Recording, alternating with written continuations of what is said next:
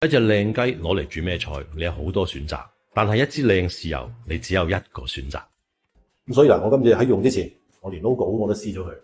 好啦，接落嚟用呢個生晒嘅豉油做一個我爸爸教我嘅豉油雞。檢查一下，睇下裏邊呢個肺嘅呢個位置有冇清潔。用廚房紙裏裏外外印乾隻雞嘅表面，先用啲豉油幫隻雞做個全身按摩先。隻雞搽好晒豉油之後咧，大概醃佢15分鐘左右。咁你見到好多豉油雞嘅版本咧，有啲係燜熟㗎啦，有啲係浸熟，有啲焗熟啦。咁我呢個咧有啲似做碌鵝嘅做法，係碌熟嘅。咁我稱佢為鑊氣版嘅豉油雞。開個細火，放多少少油，放啲薑片落去炸一炸。等薑片炸到金黃色之後，夾翻起佢。而家可以放隻雞落去碌啦。全程保持一個中細火。每一個面都要有8到10秒嘅停留時間，等佢可以盡量將啲雞嘅表面能夠碌到出現金黃色。之前我提過啦，要放多少少油，其實就為咗呢一個環節，一邊係不斷咁碌，一邊係用熱油去淋個表皮，就係通過油嘅溫度慢慢整熟隻雞。呢個過程大概喺25到30分鐘左右。而家可以將之前醃雞嘅豉油倒埋落隻鑊度，再加翻1羹白糖，繼續去碌一下隻雞。等佢全身都裹滿醬汁，再加翻1圈好朋友，冚蓋燜多10分鐘，一定要細火啊！期間幫隻雞要轉一轉個身，好，夠鐘食得。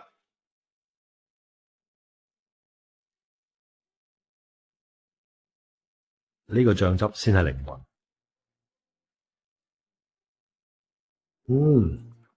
哇！講多個醬油先。佢比生抽會鹹少少，因為生抽老抽都係近年先有嘅概念。以前我哋同一都叫豉油叫醬油嘅啫嘛，但係佢好似我哋細個嗰種豉油嗰種豉香味。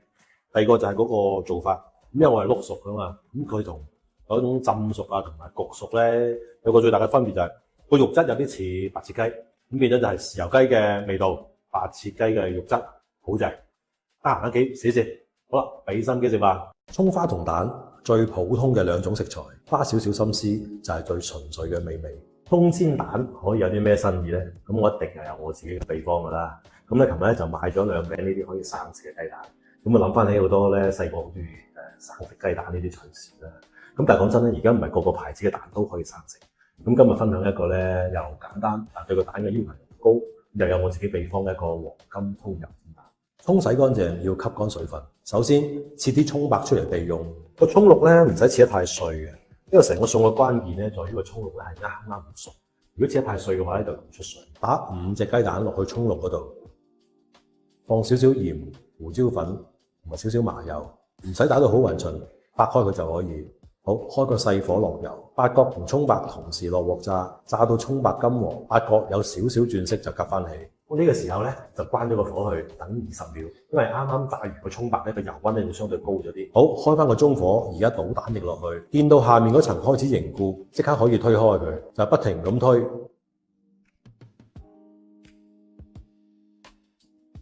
好，反個面 ，OK， 可以關火上碟。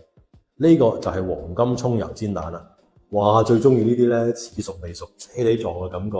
所以咧唔好睇個食材唔簡單，只要你花少少心思，一樣可以好精彩。呢個先係烹飪最好玩嘅地方。好啦，俾心機食飯。記得細細個同啲女仔煮飯仔咧，最中意就係煮呢個酸梅鴨，因為無論你點煮都唔會翻車，甜啲又好，酸啲又好，個女仔都會好滿意、好開心。今日就嚟回憶下呢個酸酸甜甜嘅感覺。隻鴨買翻嚟咪沖個靚涼先咯，鴨唔使飛水，攞生粉洗會乾淨好多。記得一定要幫佢抹翻乾個身，腳同翼都要斬出嚟，咪先你一陣好難煎。咁 pat pat 肯定唔要啦。屋企隻鑊一般好難放晒成隻鴨，所以咧都係將佢對半開啦。煎鴨本身都會逼油出嚟，所以唔好落咁多油。個皮煎到金黃色就搞掂，再順手煎埋啲頭同腳翼，唔使換油，直接放啲料頭落去，聞到香味咧就放隻鴨落去，順手落埋調味料。具體睇我視頻嘅最後。咁酸梅鴨就一定係要落酸梅醬噶啦。咁通常我哋半隻鴨咧，我哋都係會落大概3羹到，就相當於呢個樽嘅1/3。如果你中意酸啲，咪落醋啦。我中意落茄醬，酸得嚟更加有層次。好好啦，熱水差唔多浸到隻鴨大半身就 OK， 放埋冰糖，大火燒翻滾就轉細火燜40分鐘。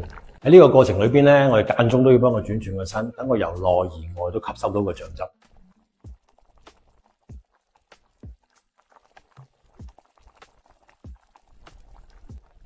時間到，開大個火收汁 OK。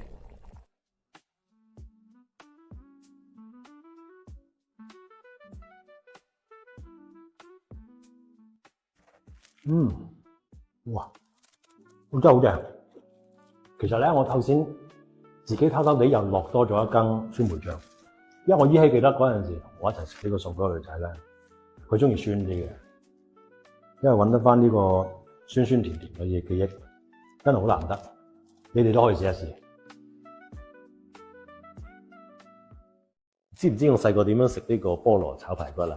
先搞個菠蘿喺嘴裏邊，唔好嚼，然後再整多個排骨一齊嚼。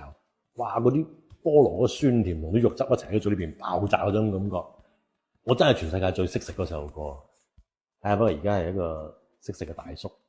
好，今日分享下呢個酸酸甜甜嘅過程。排骨買翻嚟，梗係洗佢先啦。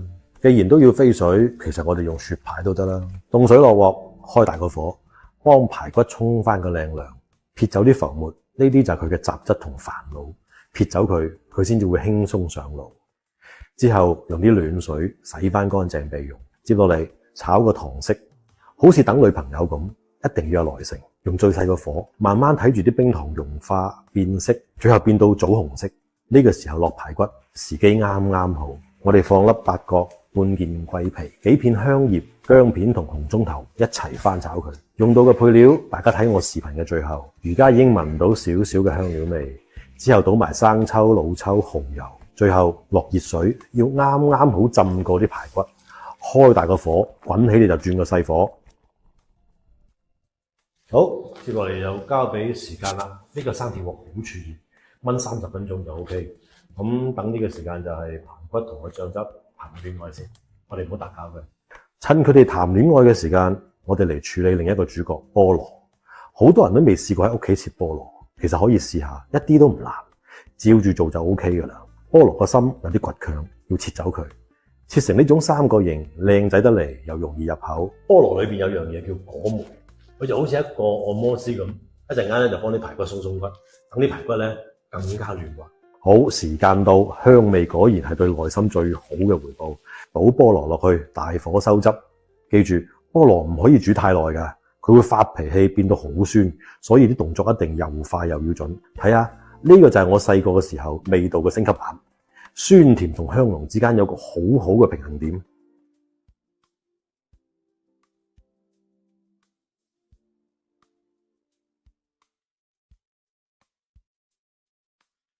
翻到細個嗰種咧，一啖排骨，一啖菠蘿嗰種感覺。呢個餸咧，你唔跟翻2碗白飯，你一定會後悔。所以話，生活有時咧，好似煮餸一樣，你可以猛火快炒，又可以慢慢火燉佢。但無論點都好，記得最緊要好好食飯。